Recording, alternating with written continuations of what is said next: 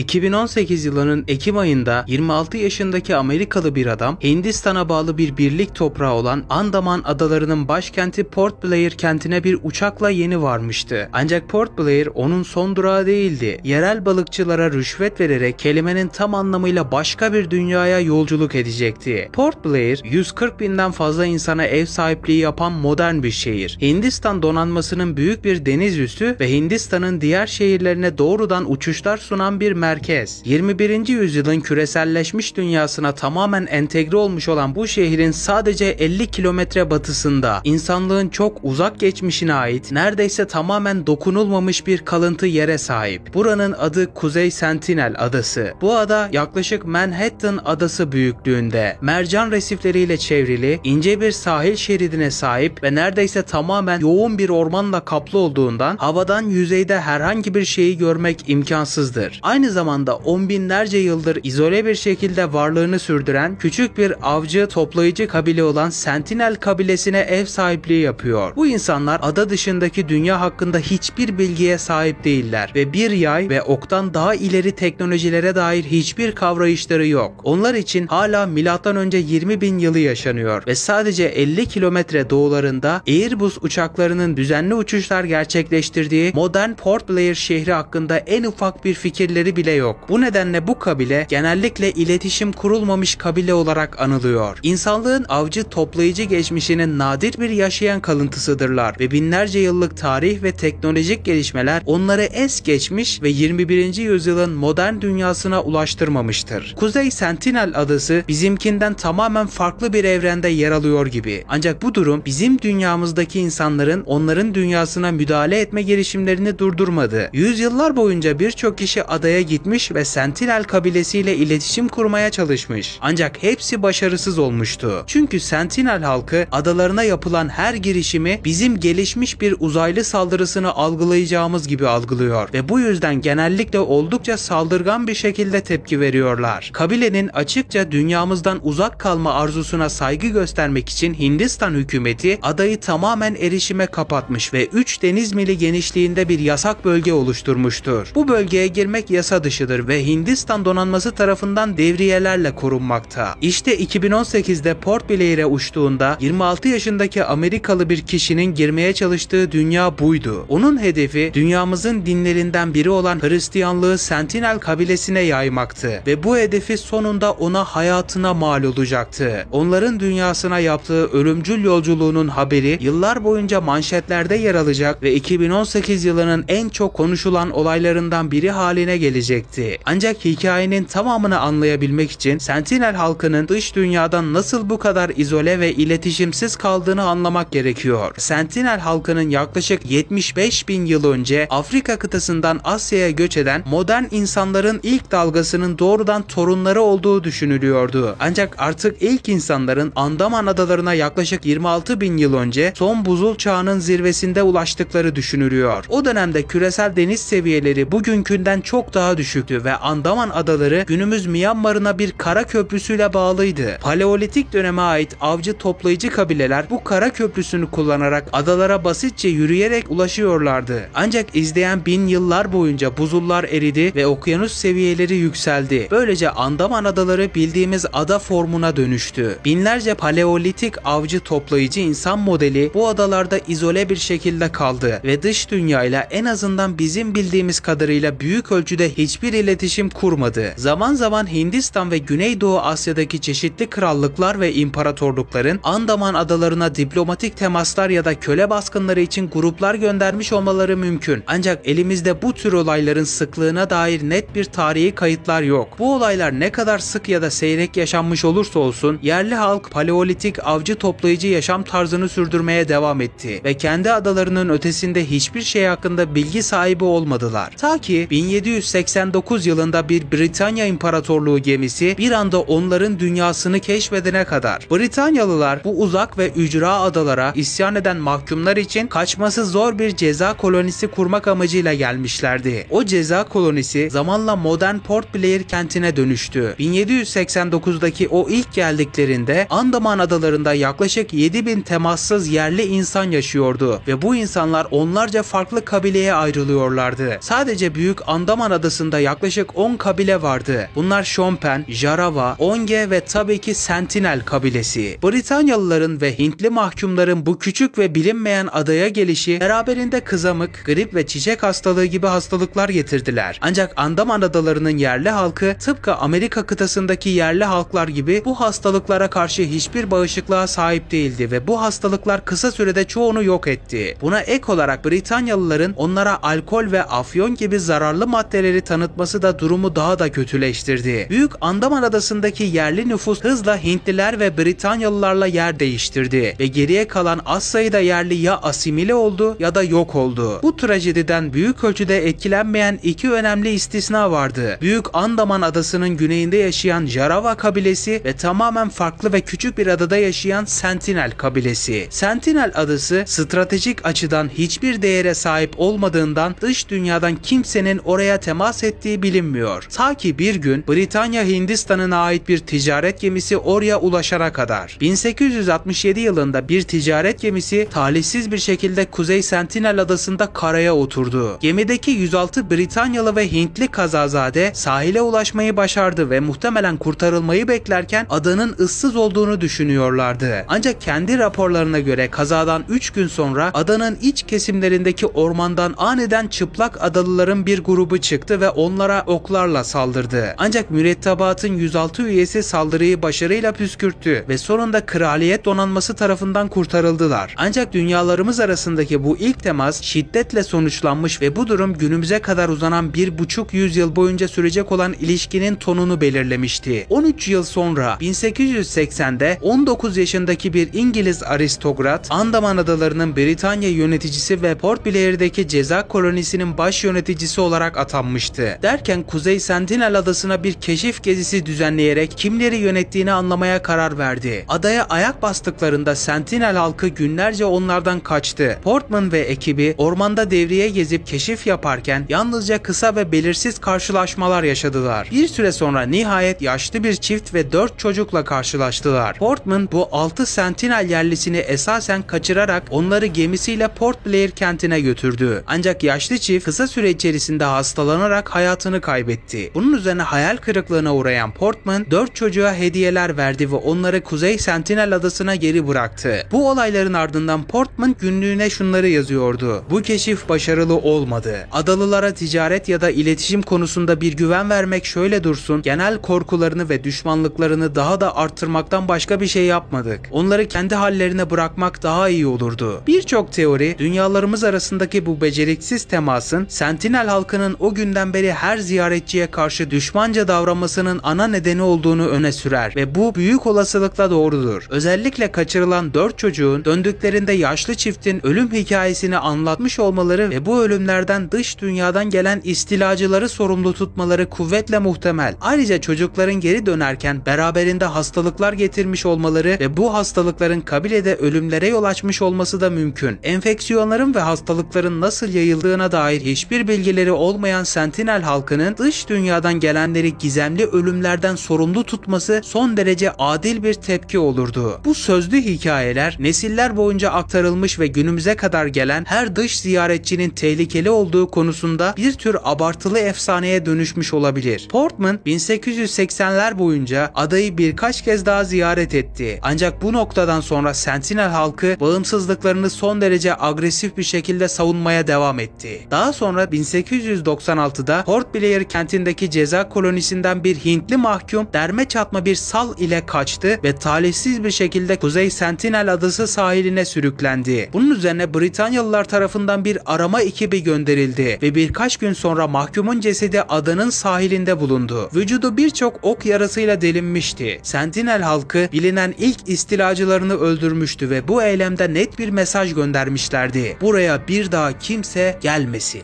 Dış dünyadan bilinen başka bir ziyaretçi olmadı. Ta ki onlarca yıl sonra 2. Dünya Savaşı sırasında Japonlar Andaman adalarını işgal edene kadar. Japon İmparatorluk ordusu adaları 3 yıl boyunca işgal etti. Bu 3 yıl boyunca Sentinel halkına ve diğer adalı topluluklara tam olarak ne yaptıkları hala bir muamma. Çünkü Japonlar 1945'te teslim olmadan önce tüm kayıtları kasıtlı olarak imha ettiler. Ancak Japon İmparatorluk ordusunun çok sayıda korkunç zulüm işlediği tarihsel bir gerçek. Savaş sırasında Japonların başka yerlerde yaptıkları göz önüne alındığında Port Blair kentinin savaş öncesi nüfusunun en az %10'u Japon işgali altında hayatını kaybetti ve yüzlerce kişinin işkence gördüğü biliniyor. Dünya tarihinin en büyük savaşı Sentinel halkının sınırlarına kadar gelmişti ve bu 3 yıl boyunca bir grup Japon askerinin Kuzey Sentinel adasına gitmiş olması ihtimali de var. Ancak bunu asla kesin olarak bilemeyeceğiz. Savaş sona erdikten sonra 1947'de Hindistan, Britanya İmparatorluğundan bağımsızlığını kazandı ve benzersiz bir sorunla karşı karşıya kaldı. Hindistan'ın bağımsızlığıyla birlikte birdenbire Hint vatandaşı haline gelen herkes Hindistan'ın bir ülke olduğunun bile farkında değildi. Kuzey Sentinel adasındaki Sentinel halkı da buna dahildi. Andaman adaları Hindistan'a bağımsızlık sürecinin bir parçası olarak verilmişti ve bu da teoride Sentinel halkının Hint vatandaşı ilan edildiği anlamına geliyordu. Ancak bu insanlar Hindistan'ın ne olduğuna dair en ufak bir fikre sahip değildi ve bu teorik vatandaşlığın onlar için ne anlama geldiğini algılayamıyorlardı. Bu nedenle Hindistan hükümeti nihayet barışçıl bir şekilde onlarla ilk teması kurmayı denemeye karar verdi. Ancak bu oldukça zorlu bir görevdi. Sentinel halkının konuştuğu dil sadece onlara özgüydü ve dünyada başka hiçbir dile benzemiyordu. Andaman adalarındaki diğer yerli diller bile Sentinel halkının diliyle karşılıklı olarak anlaşılmaz şekilde kabul ediliyordu. Ayrıca Sentinel halkı kimsenin onlara yaklaşmasına izin vermeyecek kadar düşmanca davranıyordu. Bu da dil hakkında ipuçları elde etmenin imkansız olduğu anlamına geliyordu. Bu nedenle iletişim kurmak için geriye yalnızca eylemler ve beden dili kalıyordu. 1967'den itibaren Hindistanlı bir antropolog adanın etrafında tekneyle dolaşmaya ve sahillere hediyeler bırakmaya başladı. Amacı Sentinel halkının güvenini kazanmaktı. 1974'te ise bir belgesel çekimi için silahlı polisler ve deneyimli antropologlardan oluşan bir ekiple adaya bir ekip gönderildi. Ekip insanın insan arayışı adlı Sentinel halkı hakkında bir belgesel çekmeyi planlıyordu. Elde ettikleri bazı görüntüler dış dünyada Sentinel halkına dair sahip olduğumuz tek görüntülerdir. Amaçları ada etrafında 3 gün boyunca dolaşmak ve sahillere hediyeler bırakmaktı. Mercan resifini geçtikten sonra Sentinel halkı ormanın içinden çıktı ve teknelerine ok yağdırmaya başladılar. Ancak yılmayan ekip adanın başka bir kıyısına giderek oyuncak bir araba, oyuncak bir bebek, bir alüminyum mutfak takımı, Hindistan cevizleri ve bir canlı domuz bıraktılar. Bunun üzerine Sentinel halkı tekrardan ormandan çıktı ve adamlarından biri tekneye bir ok fırlatarak belgesel yönetmeninin uyluğuna sapladı. Oku atan kişi histerik bir şekilde gülerek bu hareketinden keyif aldığını belli etti. Ardından bir oyuncak bebeği ve canlı domuzu mızraklayıp her ikisini de kuma gömdüler. Hindistan cevizlerini ve mutfak takımlarını alarak ormana geri çekildiler. Belgesel projesi başarısız olmuştu ve bu durumu daha fazla tırmandırmamak için proje iptal edildi ve adadan çekinildi. Ancak baş antropologlardan biri pes etmedi ve Sentinel halkıyla barışçıl bir ilişki kurma amacıyla yıllarca adaya hediyeler bırakmaya devam etti. Ziyaretleri sırasında kabileye dair birçok kayıt ve gözlem yaptı. Görünüşe göre işler iyi gidiyordu. 1975'te Belçika kralını adanın açıklarında bir gece konaklamalı bir gemi turuna bile götürdüler. Ancak dış dünyadan diğer ziyaretçiler de bazen adanın sahillerine sürükleniyordu. 1977'de M.V. Rushley adlı bir yük gemisi adanın kıyılarında karaya oturdu. Sadece 4 yıl sonra 1981'de Panama bandıralı bir başka yük gemisi olan M.V. Primrose da aynı kaderi paylaştı. Primrose mürettebatı mahsur kaldı ve bir başka geminin onları kurtarmasını sabırla beklemek zorunda kaldı. İlk birkaç gün olağan dışı bir şey fark edilmedi. Ancak daha fazla bir gün sonra mürettebattan biri ormanın içinden sahile doğru çıkan yaklaşık 50 kadar çıplak, vahşi adamın yay ve oklarını sallayarak ilerlediğini gördü. Korkmuş ve daha da önemlisi silahsız olan mürettebat hızla nakliye şirketlerinin ofisine telsizle bağlanarak kendilerini savunabilmek için acilen cephane içeren bir hava yardımı talep etti. Sentinel halkı için bu durum 1867'deki İngiliz Hindistanı dönemi kazasının bir tekrarı gibiydi. Ancak bu kez bölgede çalışan bir Amerikan helikopter pilotuyla iletişime geçildi ve pilot geminin güvertesine iniş yaparak yaklaşık 30 mürettebatı güvenli bir şekilde tahliye etti. Sentinel halkı için bu tür bir hava tahliyesi muhtemelen anlaşılması imkansız bir olaydı. Ancak geride adada tüm gemiyi ve geminin demirini bıraktılar. Bu durum Sentinel halkını bir anlamda doğrudan demir çağına taşıdı. Çünkü gemiyi demir, alet ve silahlar için yağmaladıkları biliniyor. Hala bugün Google Earth üzerinden Kuzey Sentinel adasına baktığınızda adanın kuzeybatı köşesinde bu geminin kalıntılarını görebilirsiniz. Bu tür daha kaotik karşılaşmaların yanında profesyonel temas girişimleri de sürüyordu. 1988'de sahile hediyeler bırakıldıktan sonra Sentinel halkından bir adamın neşeyle dans ettiği gözlemlendi. Bir ay sonra yapılan başka bir ziyarette ise ekibiyle birlikte Hindistan cevizi çuvalları bırakırken bazı Sentinel halkı doğrudan sahile yaklaşıp onlara yaklaşık 10 metre mesafeye kadar geldiler. Ve nihayet 1991'de iki dünya arasındaki nihai atılım gerçekleşti. Hindistan bir kişiyi adaya rutin bir sefer düzenlemesi için hediye bırakma görevine yerleştirdi. Önemli bir detay olarak bu kişinin raporuna göre Sentinel halkı doğrudan suya gelerek tekneye kadar gelmiş ve hediyeleri kabul etmişti. Bu daha önce hiç olmamış bir şeydi. Bu görevi üstlenen kişi bir kadındı ve orada bulunmasının kabileye ekibinin savaşçı veya saldırgan niyetleri olmadığını gösterdiğini ve bu nedenle onlara daha fazla güven duyduklarını öne sürdü. Bir ay sonra ise Hindistanlı ekip Kuzey Sentinel adasına gittiler ve yaklaşık bir düzine Sentinel halkının doğrudan teknelerine koşarak onları selamladıklarına tanık oldular ve hemen ardından tarihi fotoğraf çekildi. Bu ekip modern dünyadan gelen insanlar avcı toplayıcı olan Sentinel halkı ile aynı sularda yan yana duruyorlar ve bir Hindistan cevizini birlikte tutuyorlardı. Bu an Hindistan'ın 24 yıllık çabalarının doruk noktasıydı. Kısa süre sonra Hindistan ve ekibi adadan büyük bir memnuniyetle ayrıldılar. Bu ilk dostane temastan kısa bir süre sonra Hindistan hükümeti Kuzey Sentinel adasına tüm ziyaretleri yasaklama kararı aldı. Ada çevresinde 3 deniz mili genişliğinde bir yasak bölgeyle çevrildi ve Port Blair kentindeki Hindistan donanması tarafından devriye edilmeye başlandı. Ancak hiçbir sebeple kimsenin Kuzey Sentinel adasına gitmesine izin verilmeyecekti. Bu yasak hem Sentinel halkının korunması hem de Sentinel halkının başkalarına zarar vermesinin önlenmesi için alınmış bir karardı. Ancak bu yasak bile gelecekteki ziyaretleri tamamen durdurmadı. Adanın süresiz olarak kapatılmasından sonra bilinen ilk ziyaret 2006 yılında gerçekleşti. Bu olay kazara gerçekleşmişti. İki Hintli balıkçı yasak bölgede yasa dışı balık avlıyorlardı ve muhtemelen sarhoşlardı. Tekneleri adaya fazla yaklaşmış ve kıyıya vurmuştu. Aynı bölgede yasa dışı balıkçılık yapan diğer balıkçılar da bir grup Sentinel halkının baltalarla tekneye yaklaştığını ve ardından iki adamı öldürdüğünü iddia ettiler. Daha sonra adayı araştırmak için bir helikopter gönderildi. Ancak Sentinel halkı helikoptere ok atarak onu uzaklaştırdı. İddiaya göre Sentinel halkı iki adamın cesetlerini bambu direklerine asarak okyanusa bakan korkuluklar gibi sergiliyordu. Bu dış dünyaya, adaya asla yaklaşmamaları gerektiğine dair bir uyarıydı. Hintli yetkililer balıkçıların ölümlerini daha fazla araştırmadı ya da herhangi bir yasal işlem başlatmadı ve o günden sonra bir daha hiçbir kimse adaya gitmedi. Fakat ta ki 2018 sonbaharında Amerikalı bir Hristiyan misyoner gidene kadar hazırlıksız bir şekilde adaya gitmiş ve birkaç gün boyunca tekrar adayı ziyaret etmişti. Ancak Sentinel halkı onu da öldürdü ve şimdi o da bu dünyadan adada kalmış 4. bedendir. Cesedi geri almak imkansızdır.